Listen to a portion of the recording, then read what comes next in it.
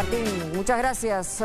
Vamos a empezar el punto final de manera distinta. Tenemos el día de hoy a la candidata de Fuerza Popular, Keiko Fujimori. La habíamos anunciado, está con nosotros en el estudio para hablar, por supuesto, de varios temas. Pero inicialmente, al darle el saludo, quisiera preguntarle, Keiko, ¿cómo ha recibido usted la última encuesta de IEP que traduce y grafica una distancia bastante grande entre Pedro Castillo y usted? 20 puntos de diferencia. Esta noche debe salir una encuesta distinta y en la semana anterior se han visto tanto las encuestas de Ipsos como la de Datum. La diferencia es grande y hay claramente en este momento una cima muy empinada para usted. ¿Cómo lo recibe? El reto es grande, sin duda. Recibo los resultados con humildad, con serenidad también. Sabemos que esta segunda vuelta para mí ha empezado hace 3 días en la práctica, cuando recién el juez me ha dado la autorización para recorrer nuestro país. Pero creo que acá lo importante es poder transmitir todas nuestras propuestas, llegar a los corazones de muchos peruanos que en primera vuelta han optado por otras opciones y que recién ellos están planteando o no se han decidido, recién están escuchando a ambos candidatos. Bueno, se habla de la segunda vuelta como una historia absolutamente distinta, pero yo creo que tenemos que partir de cosas bien concretas. Es decir, ¿qué cosa nos ha dicho la primera vuelta? La primera vuelta nos ha señalado que hay una desafección total por toda la clase política y que los respaldos han sido pequeños. La gran sorpresa ha sido Pedro Castillo de Perú Libre, evidentemente, y estamos tratando de conocer qué cosa hay detrás alrededor del señor Castillo. Pero entre él y usted, entre 18.9% y 13% hay casi 32%, es decir, casi un 70% de gente no los quería a ustedes en segunda vuelta. Entonces, la pregunta tiene que ver con: usted se está enfrentando no necesariamente con un Pedro Castillo, se está enfrentando con usted misma y con su propio pasado respecto al fujimorismo y a su actuación en términos claros. En ese sentido, porque la gente de repente está esperando escucharle decir, bueno, a ver, ¿a qué verdaderamente me comprometo? Porque ese es el reto que usted tiene, más allá del candidato Castillo, ¿no? Sí, la elección de primera vuelta, Mónica, nos ha dado un mensaje muy claro de que todo está muy fragmentado, que no hay una postura o un partido que tenga más del 20%, y creo que eso nos obliga a necesariamente tender puentes, a buscar consensos, y por eso mi primer mensaje de aceptación de resultados fue plantear la unidad y no la división o la lucha de clases. Fue plantear un reencuentro de todos los peruanos.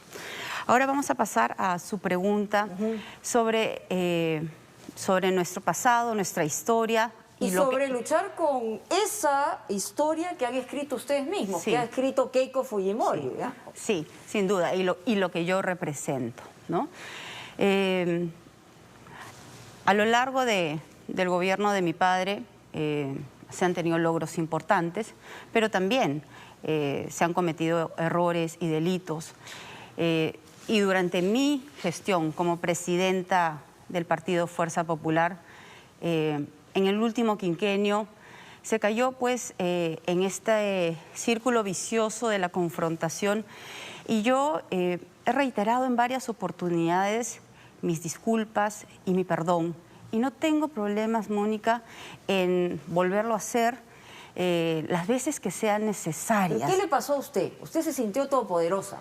Eso es lo que ocurrió verdaderamente cuando tuvo el respaldo de 73 congresistas, y lo que nosotros vimos es una Keiko Fujimori que ostentó el poder y fue intransigente en relación a la situación que exigía el país. Quizá eso es lo que hoy le pasa factura a usted, más allá de un candidato que puede ser un candidato que está planteando una circunstancia anti-establishment. O sea, le piden a usted esa transparencia y qué cosa sería capaz de hacer usted eventualmente en el poder si tuviera nuevamente el poder, porque ahí está el problema. Yo creo que he cometido varios errores, ¿no? Lo he ido explicando a lo largo de la primera vuelta. El primero, pienso yo, fue el día de la elección y al quinto día, yo hice una conferencia de prensa reconociendo los resultados, Mónica. Muchos de los dirigentes de mi partido no querían que yo haga esa declaración y les dije, con o sin ustedes yo lo voy a hacer. Mi primer error fue no pedir en ese momento un recuento para que el resto de mi grupo político asimile mejor el resultado. Y claro, la pelea es de dos, Mónica. Yo asumo la responsabilidad de nuestro lado y por parte del expresidente Kuczynski, pues él amenazaba con llevarse congresistas, ¿no? Lo anunció además desde una entrevista desde el extranjero. Mi otro error fue aislarme y no explicar las cosas, porque esa conferencia de prensa que para mí significaba un mensaje a la militancia de nuestro país para desmovilizarlos, porque yo di la orden de que no hayan marchas, que se respete el resultado, unas personas lo interpretaron como que era una muestra de poder y no era ese mi objetivo. Mi objetivo era decir, todos estamos reconociendo los resultados. Militancia, simpatizantes, a todo el pueblo que me apoyó, por favor, reconozcamos los resultados. Pero se interpretó de otra manera. Pero la percepción fue otra. Así es, la percepción fue otra y ahí nuevamente mi error fue no explicarlo mejor, Mónica, y lo reconozco. Ya. Y por eso estoy ahora tratando de explicar tantas veces sea necesario los gestos. Pero también hubo pues, un tema de blindaje en el Congreso y una circunstancia que generó tanta inestabilidad. Y se lo digo con absoluta transparencia en el sentido de que hoy está disputando una segunda vuelta con alguien que también genera muchos temores, es decir, porque todavía, como le digo, no terminamos de conocer al señor Castillo y esperemos que en los próximos 42 días podamos hacerlo. Pero de usted hemos conocido muchos ángulos, ya sea desde su punto de vista como percepción o como realidad, que son absolutamente negativos. Por eso le decía inicialmente que su gran pelea en términos de votos, es con usted misma y lo que ha representado. Entonces, ahí es donde la siguiente pregunta es, ¿qué va a hacer para revertir eso?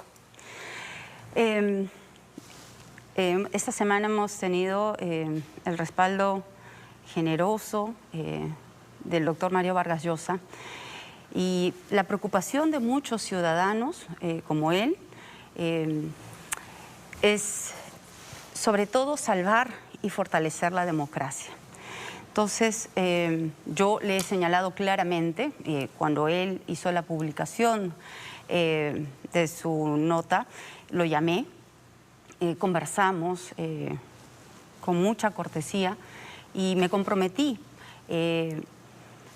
con él y con nuestro país a respetar absolutamente la democracia, como lo vengo haciendo, Mónica, a lo largo de mi carrera política, ser muy respetuoso con la libertad de expresión y la libertad de prensa. De mí se han dicho muchas cosas a lo largo sobre todo en los últimos 20 años, ¿no? Pero jamás han visto que yo haya puesto una denuncia, una demanda, ni nada por el estilo. Seré muy respetuosa de la independencia de poderes y todo eso, bueno, se lo he explicado al doctor Mario Vargas Llosa y a quienes me están apoyando, a quienes me están llamando, a quienes me escriben, pues siempre voy a trabajar para poder fortalecer nuestra democracia, porque creo que el riesgo viene por el otro lado. A ver, en el caso de justamente recibir estos saludos y estos respaldos, usted ha tenido una distancia y una diferencia enorme con su hermano Kenji Fujimori, y hoy él ha aparecido en redes sociales saludando su candidatura. Ustedes han conversado, la ha sorprendido, ¿hay una reconciliación familiar y política con él? Agradezco, permítame también señalar el respaldo de Rafael López Aliaga, el respaldo de Álvaro Vargas Llosa, de Pedro Cateriano, con quienes tenemos muchas diferencias, y ayer efectivamente sí me sorprendió. el respaldo de mi hermano Kenji. ¿Lo habían conversado? ¿Habían hablado? ¿Habían tenido algún acercamiento? ¿Su padre de algo tiene que ver con esto? Yo le he pedido disculpas a mi hermano públicamente y me imagino que él las ha escuchado, pero yo creo que el respaldo que él ha señalado va más allá de Keiko, ¿no? El respaldo que él está dando lo hace por el Perú. Le he mandado un mensaje, ¿no? Y yo estoy segura que más adelante encontraremos la oportunidad cuando él así lo determine para poder conversar. Quien aún lo está pensando es el señor Hernando de Soto, que anteriormente a usted la ha respaldado. Sin embargo, él ha dicho en alguna oportunidad que usted tuvo conversaciones con él en otra campaña electoral, pero nunca llevó a cabo su plan y lo que habían acordado. Hoy lo está pensando e incluso ha adelantado que ha tenido conversaciones con el señor Castillo. Y lo que dice es que más allá del tema constitucional es que lo que hay que plantear hoy son reformas que protejan a todos, no necesariamente a unos pocos. Eso es lo que él señala, que usted está pensando como antes de la pandemia, no después de una pandemia. Entonces, sus planteamientos no le están llegando a él, eso es lo que él señala. ¿Qué le dice a Hernando de Soto? He conversado con él, entiendo que él está analizando los... O sea, ¿también ha conversado con él? Sí. O sea, él ha conversado con Castillo y con usted. Sí. Ya. Y entiendo que están evaluando los dos planes de gobierno. Yo creo que son bastante claras las ideas que tenemos en Fuerza Popular y las ideas que tiene el señor Pedro Castillo. De nuestro lado, Mónica, buscamos convocar a técnicos, a diferentes políticos, porque me faltó contestarle su pregunta sobre cuál es el tipo de gobierno que nosotros planteamos. No planteamos un gobierno de Fuerza Popular, soy absolutamente consciente, Mónica, y eso lo ha señalado Raúl Díaz Canseco, a quien también le agradezco su respaldo.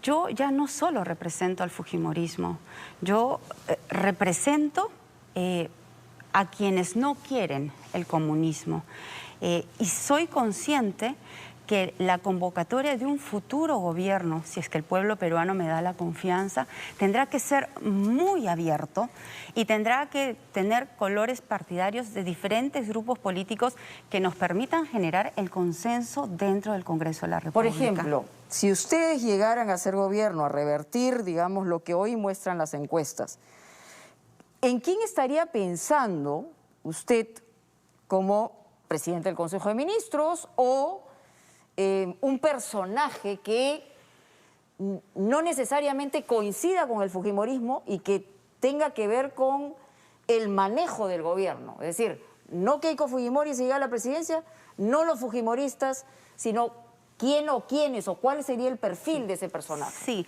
yo ahí prefiero no, digamos, hacer nombres específicos, ¿no? Porque esta campaña de segunda vuelta recién empieza. Sin embargo, sí le puedo decir que el perfil que se buscaría para un futuro premier va a ser alguien sin duda no fujimorista, con peso propio, con trayectoria, con capacidad técnica, pero también capacidad política, que sea una persona convocante, ¿no? Dialogante, y que genere estos espacios, sobre todo lo que yo he visto a lo largo de los años que vengo recorriendo nuestro país, hay un estado de abandono, hay una indignación de parte de la población que se siente abandonada, se siente indiferente, se siente invisible frente al Estado, que durante años no han hecho nada, y encima le sumamos la pandemia, pues el dolor, la tragedia es doble para ellos. Pero justamente, entonces ahí, perdóneme, Mónica, lo que buscamos es convocar a los mejores, para que desde el primer día trabajemos en la reactivación económica, en cambiar los protocolos para combatir y controlar este virus y esta pandemia, porque nuestro objetivo es salvar la vida, salvar la economía de nuestro país y devolverle la credibilidad a las personas. Lo que mucha gente me dice cuando viajo es: señora, regrese y señora, cumpla con su palabra. Cumpla con su palabra, porque evidentemente pues nadie ha cumplido con su palabra en muchas décadas aquí en el Perú. Y permítame decirle, Mónica, yo no he tenido hasta ahora la oportunidad de ser gobierno y espero a lo largo de estas semanas que nos quedan poder convencer sobre todo a las personas que no optaron por nuestra candidatura, que vean el plan convocante, las ideas que tenemos y, por supuesto, la capacidad de gestión y el sentido de urgencia que le tenemos que poner para resolver los problemas en nuestro país. En el sentido de urgencia hablamos de pandemia. Usted sí, en el plan de gobierno hay algunas líneas respecto al plan respecto a las vacunas, a la pandemia en general, a tratar de, digamos, de detener la multiplicación del contagio. Pero ¿cuál sería la gran diferencia de lo que se está haciendo el día de hoy? Nos han hablado ustedes de pruebas moleculares, he escuchado a la gente que la acompaña, pero más allá de eso, se tiene que replantear la estructura sanitaria del país. ¿Cómo lo harían ustedes? Sí, tenemos una mirada integral. Creo que las pruebas rápidas, lamentablemente una de las peores decisiones del expresidente Vizcarra, lo que generó es ponernos una venda en los ojos y no saber quiénes son las personas realmente contagiadas. Entonces, planteamos aplicar pruebas moleculares, 70.000 pruebas moleculares por día gratuitamente, de tal manera que no solamente sepamos quiénes son las personas contagiadas, sino tengamos una política de rastreo para saber exactamente cómo controlar el virus. En segundo lugar, la construcción de plantas de oxígeno, Mónica. Ahí también el señor Vizcarra se equivocó cuando no permitió inicialmente que la empresa privada participe en la construcción rápida de estas plantas. Hemos dicho que vamos a construir por lo menos 100 plantas de oxígeno a nivel nacional. Ya, pero eso toma un tiempo. Sí, pero ya estamos trabajando en ver los plazos, los tiempos, de dónde lo traemos, en qué sitios se van a hacer. De eso se está encargando el doctor Bustamante. Distribuir gratuitamente el oxígeno a través de las Fuerzas Armadas y en las zonas más alejadas entregar concentradoras de oxígeno. Luego viene el tema de la atención primaria. Porque en nuestro país no solamente las personas han perdido la vida por el COVID. Se calcula que la mitad de ellos han perdido la vida porque no tuvieron la oportunidad de ingresar a un centro de salud. Entonces, tenemos que ampliar rápidamente las postas médicas, los grandes hospitales, como hemos visto en otros países, donde se levantan hospitales de emergencia en 10, 15 días. Yo sé que en nuestro país no será en 15 días, será en un mes, pero tenemos que hacerlo rápidamente. Y por último, y lo más importante, que es algo que me dicen cuando estoy reunida con las personas, señora, las vacunas, ¿no? ¿Sí? Bueno, dice el gobierno de Sagasti va a dejar 48 millones de vacunas. ¿Qué van a hacer ustedes? Ojalá que lo cumpla, porque hasta ahora lo que vemos son solamente promesas, ¿no? Y vemos... Bueno, las vacunas ya han comenzado a llegar, hay que también ser rigurosos en esa respuesta. Y yo, ¿no? yo lo he saludado. Yo he saludado al presidente Sagasti cuando han empezado a llegar los primeros lotes, pero creo que todavía está muy lento y eso es algo que tenemos que agilizar. Y ahí yo soy muy crítica de este Congreso, pero la semana pasada han aprobado una ley que creo que es muy importante, que es la convocatoria de otros sectores para la aplicación de la vacuna. El Estado se tiene que encargar de su primera línea de la población vulnerable, pero aquí no se puede ver como que esto es una competencia, sino se tiene que tener una mirada de sumar esfuerzos. Y ahí vamos a convocar... ¿Al sector privado? Al sector privado. ¿Cómo, no? Para vacunar gratuitamente. Yo he leído el dictamen que se ha aprobado en el Congreso de la República y creo que es un primer buen paso.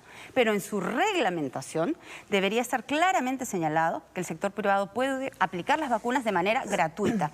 Y también permitir que las iglesias, los gobiernos regionales y gobiernos locales puedan ayudarnos en este esfuerzo. Ahora, en este debate de, por el lado del señor Castillo, una asamblea constituyente, por el lado del fujimorismo, mantener como está la Constitución del 93, ustedes también tienen que tener, digamos, la audacia de leer que la gente quiere cambios y quiere reformas.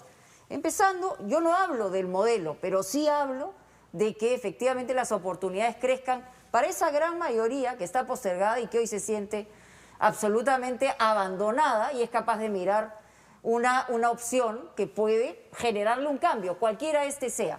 ¿Qué cambio generarían ustedes? Lo que plantea mi contrincante es un salto al vacío. Lo que nosotros planteamos es un cambio hacia adelante. Tenemos que cambiar la estructura del Estado, sí. ¿Cómo?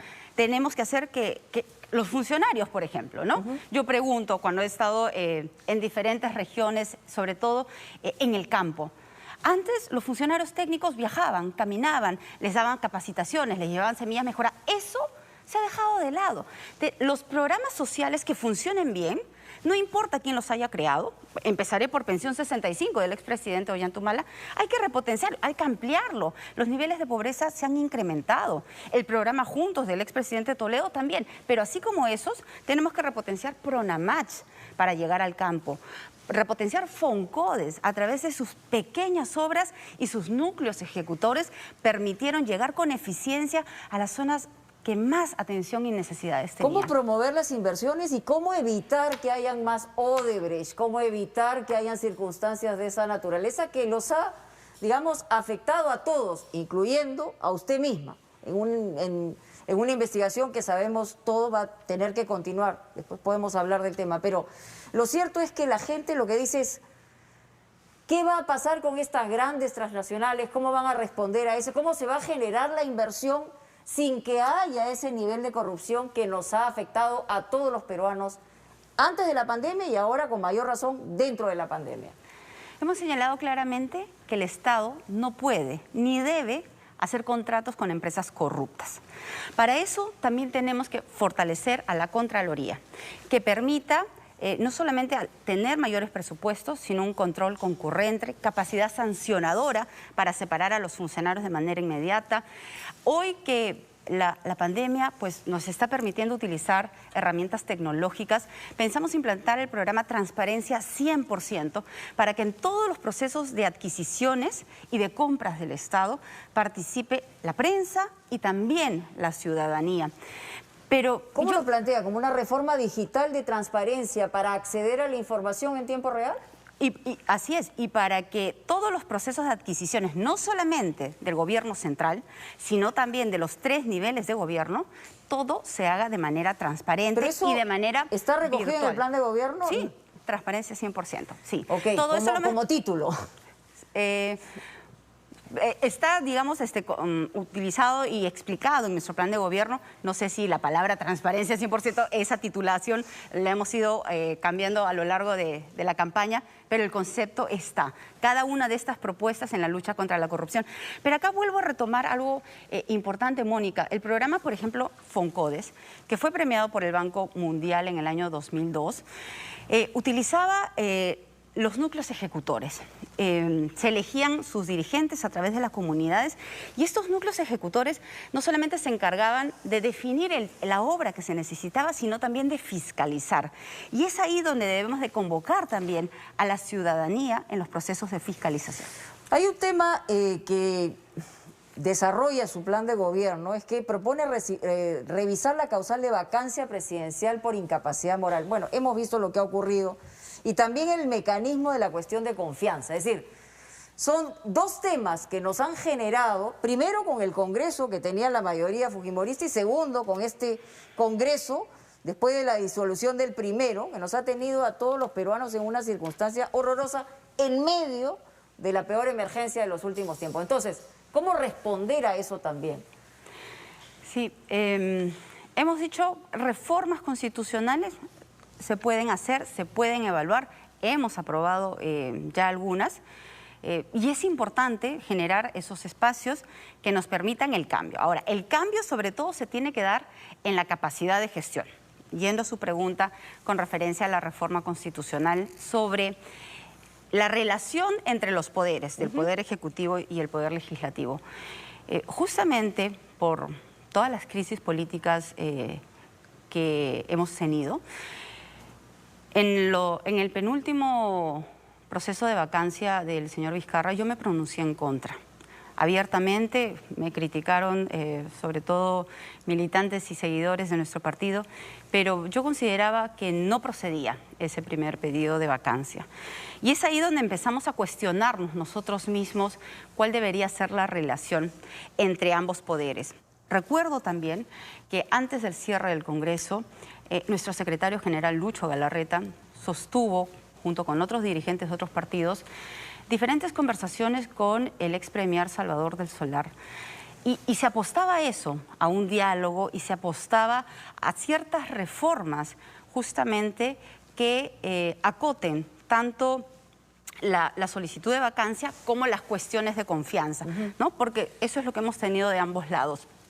Esa es una reforma a la que nosotros apoyaremos, pero somos conscientes que tenemos 24 representantes. Exactamente, y se necesitará... y van a tener que hacer alianzas con 4 o 5 distintos grupos políticos dentro del Congreso, cosa que no va a estar fácil para ninguno, cualquiera que suba a la presidencia. ¿No? Sí, yo creo que ahí se van a tener que tener muchos gestos de parte de todos los grupos políticos, de desprendimiento, de intercambiar ideas, de mejorar las que nosotros tenemos o las que otros grupos tengan, ¿no? Ahí se tiene que imponer el diálogo. Hay un tema que se ha discutido mucho en el último Congreso y también es un tema que la gente tiene mucho interés. ¿Qué es lo que va a plantear usted o qué plantea dentro de su plan de gobierno en el Sistema Nacional de Pensiones, por un lado, y el sistema privado de pensiones? Se habló en algún momento de hacer un solo sistema de pensiones. Sin embargo, el señor, por ejemplo, en el caso del señor Castillo, lo que se menciona es la posibilidad progresiva de desaparecer el sistema privado de pensiones. ¿Qué plantean ustedes? Porque algo se está esperando en cuanto a una reforma y a una reestructuración del sistema de pensiones. Se tiene que hacer una reforma integral, ¿no? Tenemos 4 sistemas, vamos a decirlo así.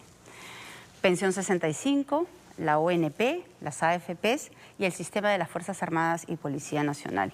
Entonces, cada una de ellas tendrá que ser mejorada. Por ejemplo, en el tema de la ONP, la rigidez que existe en el sistema de exigir que se cumpla con los 20 años de aportes, y si el trabajador solamente contribuyó con 17 años, no recibe nada, me parece que es absolutamente injusto. Y eso es algo ¿Cuál es la alternativa? La alternativa pues tendrá que evaluarse para que reciba una pensión de acuerdo a la proporcionalidad de años con la que la persona ha contribuido. Con referencia a las pensiones de las Fuerzas Armadas y Policía Nacional, hay una demanda pendiente en el Tribunal Constitucional. Desde Fuerza Popular ayudamos para que exista una nivelación, porque había una discriminación en las pensiones de nuestras Fuerzas Armadas y Policía Nacional. Entonces, nuestro compromiso es mantener esta nivelación y entiendo que hay algunos sectores todavía que les falta complementar.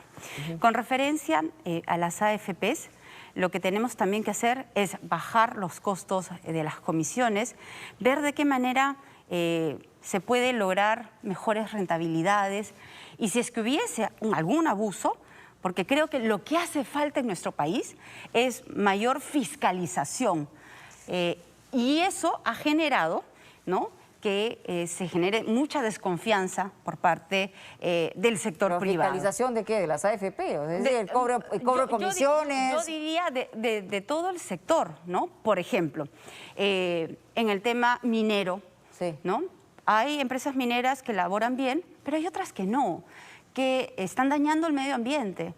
Pero justamente porque... ¿Pero cuáles? Porque por un lado tenemos el planteamiento del señor Castillo que habla, no sé si de nacionalizar, de expropiar mineras específicas, pero también capta la atención de la gente cuando dice, no, le vamos a pedir a las empresas que el 70% de sus utilidades queden en el país y el 30% se lo lleven, no al revés. Entonces, lógicamente, la gente que está al otro lado dice, uy, esto es maravilloso porque no van a poder hacer lo que están haciendo ahora. Entonces, ¿qué cosa se debería hacer respecto a lo que se viene trabajando hoy? Primero, somos un país minero y tenemos que seguir siendo un país minero, pero teniendo la posibilidad de que las comunidades también se desarrollen. O sea, ¿qué cosa plantean ustedes en ese sentido? Tiene que haber una armonía entre la actividad extractiva y la agricultura. El gran problema que existe en todas estas zonas de influencia, primero, es el acceso al agua, ¿no? Y la gran preocupación de nuestros hermanos agricultores es que ellos consideran que las actividades extractivas le hacen daño al medio ambiente y se preocupan con toda razón del acceso al agua. Por eso lo que nosotros hemos planteado es priorizar el agua, primero para el consumo humano, en segundo lugar para la agricultura, la ganadería y luego para las actividades extractivas. Y tiene que haber una supervisión y fiscalización constante, y si hubiese alguna empresa... ¿Fiscalización del Primerato? ¿Fiscalización de dónde? ¿Del ministerio correspondiente de Energía y Minas? ¿Fiscalización de la... ¿En qué niveles estarían esas fiscalizaciones? Sí, es que tiene que haber en todos los niveles, Mónica, porque lo que están pasa también es que, los como gobiernos... general, yo lo que pido es aterrizar la cosa, ¿no? Porque la gente que está escuchando dice, bueno, pero también hemos escuchado que iban a fiscalizar y no lo han hecho nunca. O sea, me pongo en el zapato de la persona que está viendo esta entrevista. Entonces, ¿en qué niveles sería esa fiscalización? Sobre todo el Ministerio del Medio Ambiente, que es a quien le corresponde, ¿no? Y tiene que haber una actitud también mucho más proactiva por parte del Ministerio de Agricultura, que en los últimos años han dejado abandonados a los hermanos agricultores. Yo he estado el día de ayer en un recorrido en la que he estado en Pasco, ¿no? En Oxapampa, en Junín, he estado en Chanchamayo, en Satipo y en Tarma. Y los hermanos caficultores... lo que necesitan ellos, porque ellos han sido triplemente golpeados por el abandono del Estado, por la pandemia y por la roya amarilla que sufrieron en el año 2018. Entonces tenemos que hacer un cambio y anular, por ejemplo, las multas, los intereses en sus créditos, llevar semillas mejoradas, darle capacitación técnica, la construcción de reservorios, canales de irrigación, ayudarlos en su certificación, en la búsqueda de mercados al extranjero, porque producen un café maravilloso, ¿no? Sí. Entonces, ese cambio de actitud tiene que haber. Permítame cambiar de tema. Usted en la primera vuelta, y fue clara, en 2 oportunidades lo dijo que iba a indultar a su padre. En esta segunda vuelta ya no lo he escuchado. Quiero saber si se reafirma en eso y en todo caso, ¿por qué lo haría o si ha cambiado de opinión?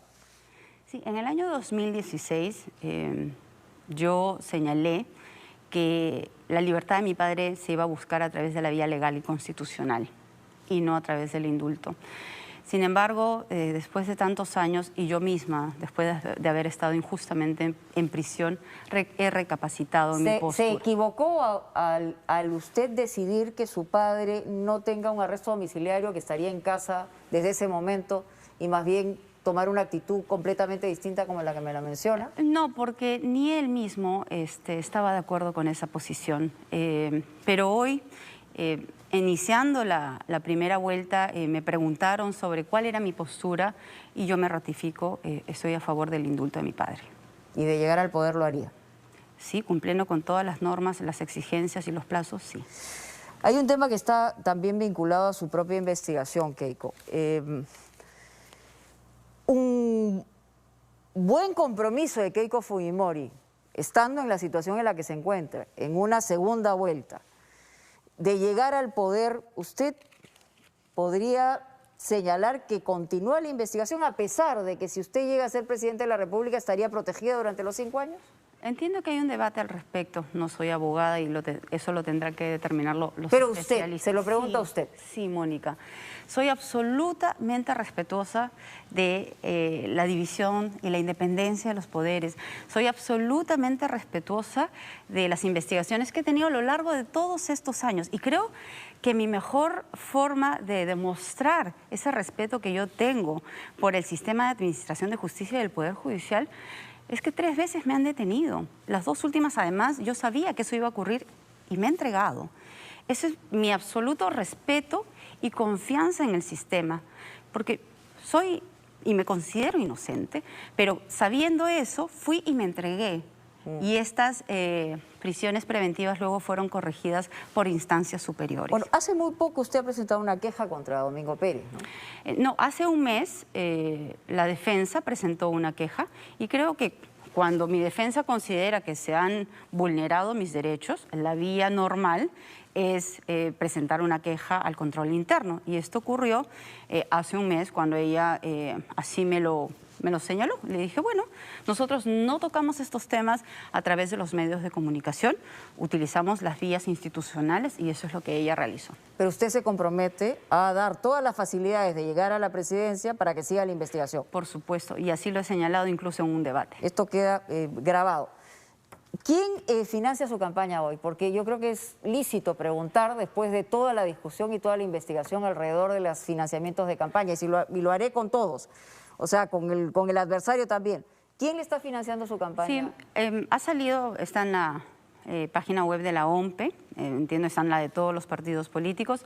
La campaña, en estos momentos, la franja electoral la financia el presupuesto público, ¿no? Todo lo que se refiere a los spots. Pero le pregunto y en la por parte, una cosa específica, el señor Joaquín Ramírez. No, el señor Joaquín Ramírez no financia nuestra campaña. Entiendo que hay un familiar de él que ha sido precandidato nuestro, pero que no logró ser candidato, él no fue considerado, y entiendo que está prestando una camioneta. Ese es, digamos, el aporte en especies que él ha hecho, ¿no? El préstamo de una camioneta, culminada la campaña, se le devolverá y se le agradecerá por este apoyo. Nuestra campaña, en primera vuelta, hemos tenido un gasto más o menos de 45.000 o 50.000 soles, sobre todo apoyada por los diferentes militantes y autoridades que tenemos en nuestro partido.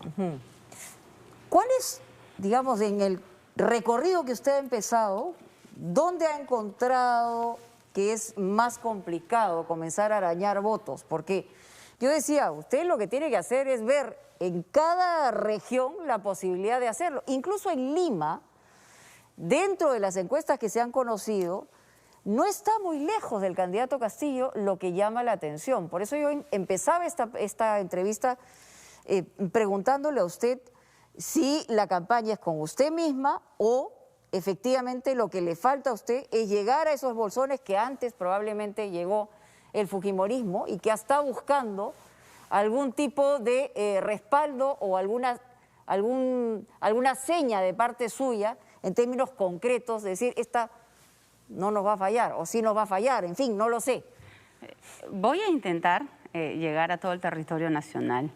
Bueno, Junín es la región donde el señor Vladimir Cerrón ha sido gobernador 2 veces, ¿no? Bueno, y ahí hemos estado el día de ayer. Yo tengo que hablarle a todos los peruanos, a los que votaron por mí, a los que todavía no tienen su voto decidido, a los que han anunciado su voto viciado, y también a quienes han optado por mi contrincante.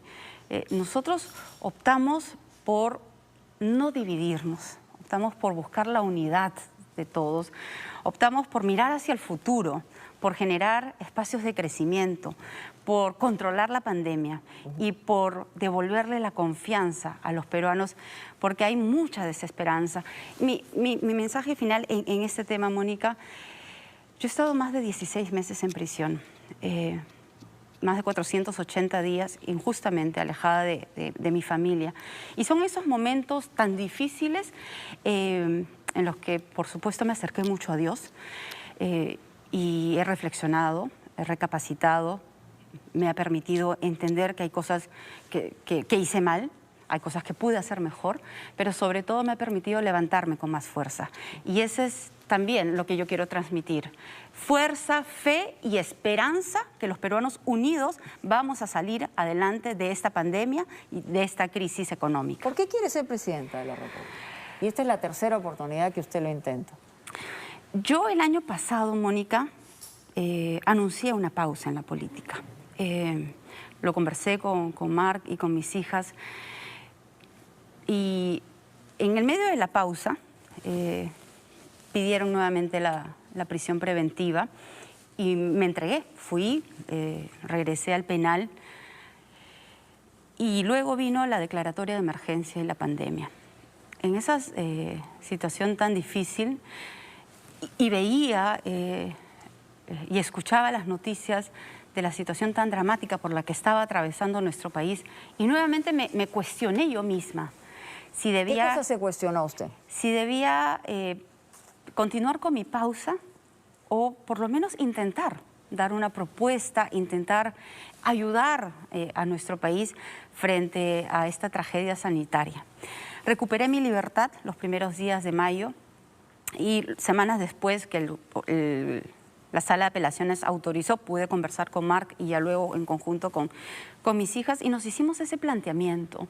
Si es que en el medio de este dolor yo me mantengo indiferente o por lo menos intento contribuir con ideas, con un plan de gobierno, con un equipo, sin saber siquiera, y yo he empezado de abajo en esta, primera vuelta. ¿Usted se sorprendió al verse en segunda vuelta? Porque le han facilitado el hecho de que en la derecha se haya fragmentado el voto. De lo contrario, usted probablemente no estaría en segunda vuelta. Recibo con mucha humildad estos votos de confianza que la población me ha dado y me ha colocado por tercera vez en una segunda vuelta. Soy consciente que tengo todavía mucho camino por recorrer, muchos corazones por abrir, muchas explicaciones que dar. Soy un ser humano, he cometido errores, sin duda, pero de eso también he aprendido. Y mi objetivo, Mónica, es, y sé que tengo una responsabilidad histórica de reconciliar a nuestro país y sobre todo de sacarlos de esta tragedia que tanto nos está afectando. ¿Y por qué se cree capaz usted de hacer eso? Yo sé que sola no voy a poder, Mónica, y ese es el mensaje que también he querido dar días atrás. Esto ya no se trata de mí. Esto no es una pelea tampoco entre el señor Castillo y Keiko, no. Esto se trata de todos los peruanos y yo voy a necesitar del apoyo de todos. Soy consciente que tengo que convocar a los mejores. Pero tampoco se puede poner, digamos, en una postura de salvador el país. Es decir, lo que quiero decir es que las limitaciones que puedan haber por su propia historia y por sus propias características nos enfrenta a una circunstancia de esta naturaleza y finalmente... Ahí es donde cabía mi pregunta, es ¿por qué quiere ser presidente de la República? Porque siente que usted lo puede hacer mejor o siente evidentemente que está colocada en una circunstancia determinada y que hoy el país tiene que decidir probablemente entre dos candidaturas no deseadas. Tengo 20 años en política. Hemos formado un partido hace 11 años atrás, con errores, con aciertos. Tenemos una organización, pero sé que tenemos que convocar a muchas más personas. Siento que tengo la capacidad, pero también tengo que reconocer que yo sola, vuelvo a repetir, no voy a poder lograr primero recuperar la confianza de los peruanos y por eso mi convocatoria en el equipo de plan de gobierno se convocó a Fernando Rospigliosi, que es un gran crítico del fujimorismo. Nos sorprendimos al verlo ahí. Convoqué a Nano Guerra García, que conoce mucho el emprendimiento y ha sido un crítico mío. Al doctor Bustamante, a quien no tenía el placer de conocer, pero lo había escuchado en sus entrevistas sobre su defensa de las pruebas moleculares. Patricia Juárez, que conoce los temas de vivienda y titulación. Entonces, eso es lo que yo presento a nuestro país, un equipo con experiencia, pero lo que me corresponde ahora es tener un equipo mucho más amplio, un plan que antes se llamaba Rescate 2021, ahora un plan enriquecido con ideas que vendrán de otros partidos políticos y sobre todo un compromiso con mi país. Y ese compromiso primero empieza por mí. Me dicen en este momento que en la encuesta de CPI, que es la última que se ha presentado hace unos minutos en Panorama, el señor Pedro Castillo tendría 35.5% y usted 23.1%. Digamos que todavía hay una diferencia sustancial y ahí también quiero que vaya mi pregunta en el sentido, hay gente que dice que va a votar viciado, que va a votar en blanco porque se le caería la mano si vota por la señora Fujimori y definitivamente tiene miedo de votar por el señor Castillo. Entonces, hacia ese grupo humano, digamos, usted tiene que apelar y convencer para lograr acortar distancias. Sí, le agradezco las cifras que nos da. Sí, efectivamente estamos abajo, 12 puntos abajo. Cada encuesta es diferente, pero... El porcentaje más o menos es parecido al que presentó inicialmente Ipsos. Ipsos, ¿no? Sí.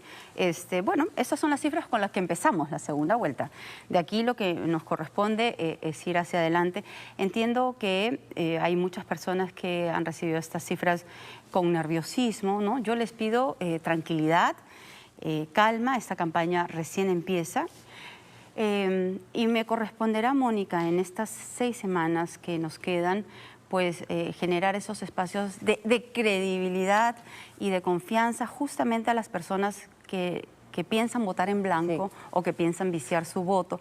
Sí. Y yo creo que acá lo importante es que no se vicie el voto. Yo creo que lo que hay que hacer es optar por cuál es el Perú que nosotros queremos de cara hacia el futuro y de cara hacia el Bicentenario. Yo he escuchado a muchos jóvenes en una postura absolutamente resistente a votar por Keiko Fujimori, más allá de la circunstancia. ¿Usted qué tiene para proponerle a los jóvenes? Hemos empezado hablando del tema del antivoto, hemos empezado diciéndole en la pregunta que ese probablemente va a ser su mayor esfuerzo y si lograra penetrar ahí, probablemente va a tener la oportunidad de recortar distancias. Pero son los jóvenes los que han salido a la calle, los que han, digamos, luchado contra lo que ha ocurrido en el Congreso y el avasallamiento, y todo eso es lo que hoy hace que un joven diga, ¿cómo voy a votar por Keiko Fujimori? Sí, yo lo que siempre he pedido es que se me escuche. Y creo que en la primera vuelta, por lo menos un sector me ha ido escuchando. Inicié la campaña con 3 o 4% y fui poco a poco avanzando. Yo lo que pediría es eso, ¿no? Que se me dé la oportunidad de explicar, de contar mis propuestas. Y yo sé que lo que los jóvenes necesitan, sobre todo en estos momentos, es trabajo y es educación. Nosotros hemos planteado la importancia de la educación técnica, pero también sobre mantener la calidad de la educación universitaria. Lo he señalado y lo vuelvo a repetir, vamos a ser muy respetuosos. O sea, proteger la SUNEDU. Vamos a ser muy respetuosos de la institucionalidad y de la autonomía de la SUNEDU. Y en las reformas que podrían plantear dentro de la Constitución, ¿hay alguna reforma dentro del capítulo económico o ninguna? ¿Usted considera que sigue vigente del año 93 todo lo que hasta el momento, en algunos casos efectivamente nos ha traído algún tipo de crecimiento, pero no nos ha traído desarrollo? O sea, ¿qué plantean ustedes en términos económicos vinculados a que prosiga de alguna forma el crecimiento económico después de una pandemia, pero también llegue al desarrollo? Porque ese es el tema medular. Por eso la gente dice, bueno, ¿a dónde me voy? Yo quiero cambiar algo, porque de esta manera no puedo seguir viviendo. Nosotros lo que planteamos es combatir la pobreza. El contrincante plantea combatir la riqueza. Y lo que tenemos que generar para que los motores del crecimiento se reactiven, primero tenemos que entender que la economía depende un 20% de la inversión pública y un 80% de la inversión privada. Entonces lo que tenemos que hacer es generar los espacios de confianza, sobre todo a los emprendedores, al sector informal que ha sido tan golpeado en esta pandemia, Mónica. Entonces, Usted no cree en las cuarentenas, ¿no? Lo ha dicho. Sí, yo no creo en las cuarentenas. Yo creo que las cuarentenas lo que han hecho es destruir nuestro sistema económico, ha destruido los bolsillos de millones de familias y ha destruido millones de puestos de trabajo. Cambios se pueden hacer, Mónica, nosotros podemos debatir muchas cosas. No, pero claro, pero aquí es lo que propone, sí, ¿no? Porque la gente, literalmente hay gente que se está muriendo de hambre. Así es. Entonces, ¿qué cosa nosotros proponemos? Es una diferencia y un cambio en la forma como se tiene que gestionar y hacer las cosas. Por ejemplo, en el tema de los emprendedores, tenemos que dejar, y eso lo hemos visto en plena pandemia, cuando se perseguían a los ambulantes y se les arranchaba las cosas o a las bodegas, no solamente se les multaba, se les cerraba. Creo que ese cambio de chip tiene que haber. No tenemos que perseguir la informalidad, sino tenemos que construir formalidad. Para eso planteamos a las MIPES, ¿no? A la micro y pequeña empresa, los 2 primeros años de vida, 0 impuestos. Y luego, de manera progresiva, irán contribuyendo con el Estado. 0 en licencias, ¿no? Cuando una empresa se crea, tiene que pagar licencias en los ministerios, en las municipalidades. Eso... sea, sobre todo en el medio de esta pandemia, se tiene que eliminar de manera temporal para poder darle un mensaje claro a los pequeños emprendedores. Y la otra cosa importante es que las compras del Estado, un 40%, estén destinados justamente a los pequeños emprendedores. Aquí hay dos grandes diferencias de visión que tenemos con el contrincante. El contrincante, que además señala que su visión es el comunismo no cree en la propiedad. Como comunista, pero bueno, el ideario... Así es, y su plan de gobierno está ahí, ¿no? El comunismo no cree en la propiedad. Entonces, aquí también hay otra diferencia. Nosotros creemos en la propiedad. Y aquí hablo a los bodegueros, a las familias que están esperando su título de propiedad. Vamos a repotenciar el COFOPRI porque vienen años esperando sentir esa seguridad jurídica para que con su título puedan pedir un préstamo. Ahora, nuestro apoyo a los emprendedores, sí, nuestro respaldo a los trabajadores, a los hermanos agricultores. Si uno hace un recuerdo, un flashback en la época del fujimorismo de su padre, hubo una liberalización y esto generó mucha informalidad, por ejemplo, en el transporte y en otros rubros. Hoy tenemos prácticamente 80% de informalidad. Todos los gobiernos que han accedido han dicho hay que motivar para que la gente se formalice, pero lógicamente después de una pandemia hay mucho más informalidad. Entonces, verdaderamente, ¿qué vendría después, ¿no? A la hora de buscar una motivación para formalizar a la gente que trabaja en esas condiciones, que son condiciones precarias, ¿no? Bueno, hace 20 años que el fujimorismo no ha sido gobierno. Pero recuerdo claramente, porque yo ya era periodista en esa época, y entonces se liberalizan y, por ejemplo, el transporte se volvió un caos después de esa liberalización y nunca cambió. Yo creo que en los años 90... Quizá usted estaba muy joven. No, en el año 90 tenía 15, ¿no? Okay. O sea, ya por lo menos podía entender perfectamente cómo funcionaba nuestro país. Pero en el tema del transporte, yo justo he tenido reunión con diferentes gremios y diferentes dirigentes. Sin duda, hay que apoyarlos en la formalización, pero lo que siente el sector formal, ¿no? En los diferentes sectores, que solamente se les fiscaliza o se les multa a ellos. Lo que tenemos que hacer es construir grandes espacios para que los informales también puedan participar, contribuir. Pero una de las grandes preocupaciones, y por eso hubo un paro hace algunas semanas atrás, es analizar por qué nuestro país tiene el precio del combustible más alto de la región, ¿no? ¿Por qué el impuesto selectivo es tan alto? Y ahí también tiene que haber una investigación, porque por la construcción de la planta de Talara que nosotros hemos apoyado, no pueden pagar pato todos los transportistas de nuestro país, y eso es algo que tendrá que investigarse.